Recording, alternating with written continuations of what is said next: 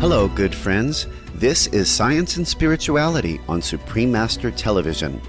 Today we will be interviewing Dr. Joe Dispenza, an American expert on the role and function of the human brain.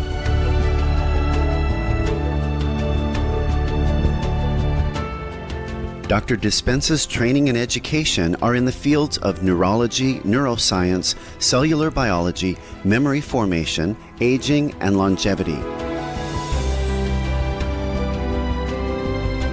He also has a Doctor of Chiropractic degree and is an honorary member of the National Board of Chiropractic Examiners in the United States.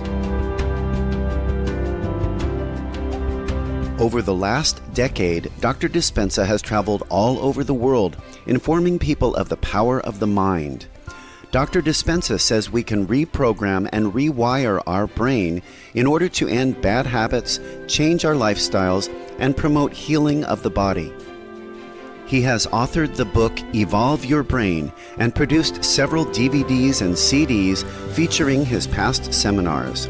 He is well known for having appeared in the critically acclaimed 2004 American documentary, What the Bleep Do We Know? Dr. Dispenza is a living example of the practice of his philosophy. Years ago, an accident left him with several broken bones in his back. The grim prognosis by doctors was that he would never be able to walk again. The story of how Dr. Dispenza was able to heal his body without conventional medicine is fascinating. Let us now join our talk with this amazing gentleman and learn more about his ideas.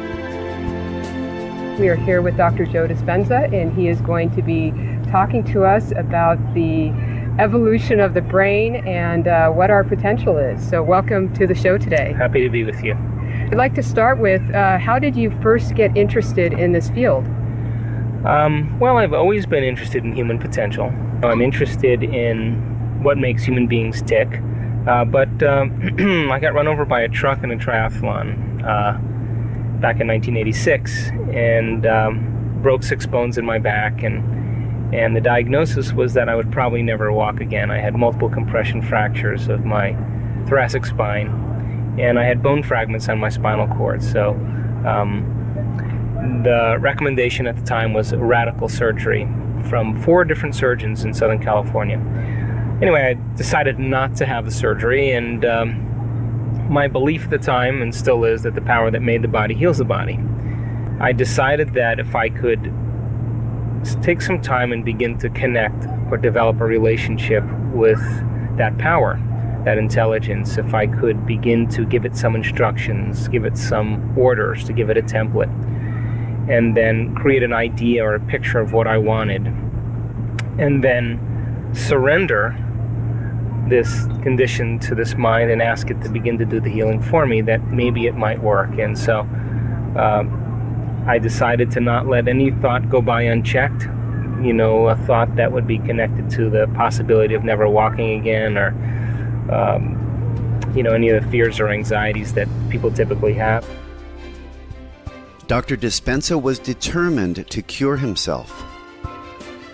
So every day, 2 hours a day, twice a day, I would reconstruct my spine from start to finish. And if my mind wandered to an extraneous thought, or I began to worry or get afraid, I would stop and start all over again from the very beginning.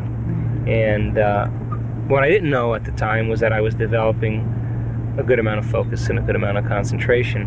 I wanted it to be the exact thing I wanted, and because I didn't have the surgery, they told me that it would take 6 months to a year to walk again, and I'd have to wear this big body cast. And I was back on my feet in 9.5 weeks, and back training at around 11 weeks, and back in my office in 12 weeks. So, at what point did you realize that you were seeing results, and that must have given you more interest in continuing on with that program? I was in extreme pain, a terrible pain, and I had some neurological changes in my body. And so when my body started to respond in ways, and pain levels were going back, and feeling was coming back, and movement was coming back, I was pretty excited. That was the feedback I needed, because the brain learns by feedback. In other words, when we see some observable change, we can correlate what we did inside to produce that effect. The doctors must have been shocked. Yeah, they were. They were actually shocked. The third doctor that I saw was the director of Scripps Hospital at the time in San Diego. And he was adamant that I had the surgery. When I decided to forego the surgery, he wanted me to see the psychiatrist because he thought I had post-traumatic stress. But when I got on my feet, I called him up and we had a great conversation, and he was pretty happy that I was able to make it happen. Let us pause now for some brief messages. When Science and Spirituality returns, we will have more from our interview with the knowledgeable Dr. Joe Dispenza. Please stay tuned.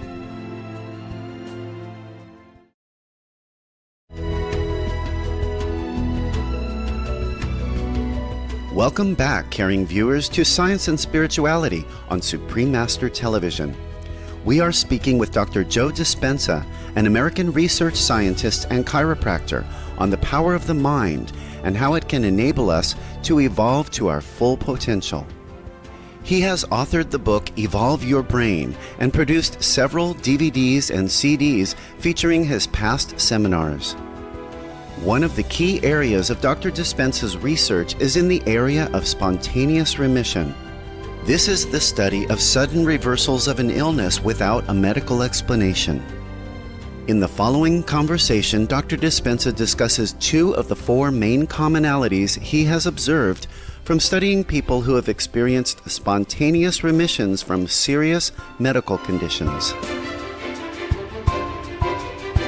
Now, you've done a lot of study on spontaneous remission. When I was spending those long nights, laying down and couldn't sleep, I just made myself a deal. I just said if I'm ever able to walk again, that I would spend the rest of my life studying the mind-body connection. And so it started my investigation into spirituality and my investigation into health and attitude. I traveled to 17 different countries over the last 11 years now and studied people that were diagnosed with serious health conditions, and then they changed their mind and they got better. And so it was so exciting to me. I went back to school and got a degree in neuroscience because I wanted to understand what it was that they were doing that was producing those effects. And so it kind of catapulted me to the next level. What is it that they were doing that produced those effects? There were four common things that I noticed that got my attention. And the first thing was that they all believed and accepted that there was some spiritual aspect that lived within them, that there is something that gives us life. And there's nothing mystical about spirituality. It's a consciousness, it's an intelligence that keeps your heart beating 2 gallons of blood per minute, 100 gallons of blood in an hour, 100,000 times in one day through 60,000 miles of blood vessels. That we lose 10 million cells every second and we make another 10 million cells. Something's giving us life. There's a mind that's so much greater than our mind, that has a will so much greater than our will, and has a love for life that's so much greater than our love for life, our personality self. And when our will matches its will, when our mind matches its mind, and when our love for life matches its love for us or for life, that's when it begins to respond. So they began to develop a relationship with this invisible force. Just like you develop a relationship with your husband or your wife or your mother or father or your kids or your dog or your pets, they took time out of their day to begin to put their attention on, begin to interact with it. And they wanted to surrender again that condition to this giver of life. And they gave it some pretty strong instructions, and they asked for help.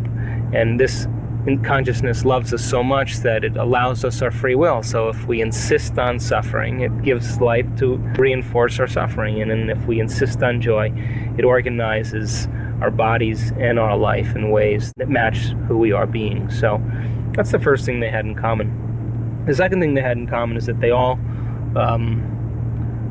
understood that it was their own mismanagement of their thoughts and reactions that created their disease. We live in two states of mind. We live in survival or creation. And when we live in those states, of anger or aggression or hatred or judgment or fear or anxiety or insecurity or pain or suffering or depression. It's those chemicals that are created from the chemicals of stress or survival that activate those states of mind. And the redundancy of those chemicals are the chemicals that push the genetic buttons that begin to cause disease. You see, every time we have a thought, we make a chemical. So if we have a great thought or if we have an unlimited thought, we make chemicals that make us feel great or feel unlimited. And if we have negative thoughts or self-depreciating thoughts, we make chemicals that make us feel negative or unworthy.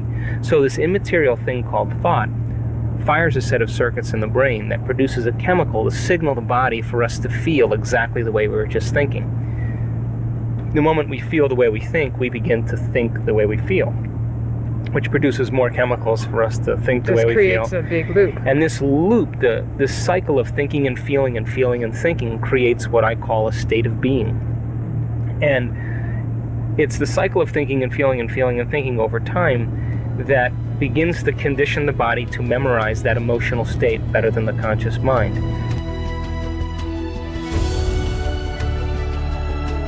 We will have more from our compelling interview with Dr. Joe Dispenza on the power of the mind next week on Science and Spirituality. Kind viewers, we are very happy you were able to join us for our program today. Now please stay with us for words of wisdom following noteworthy news. May your life be imbued with constructive thoughts always.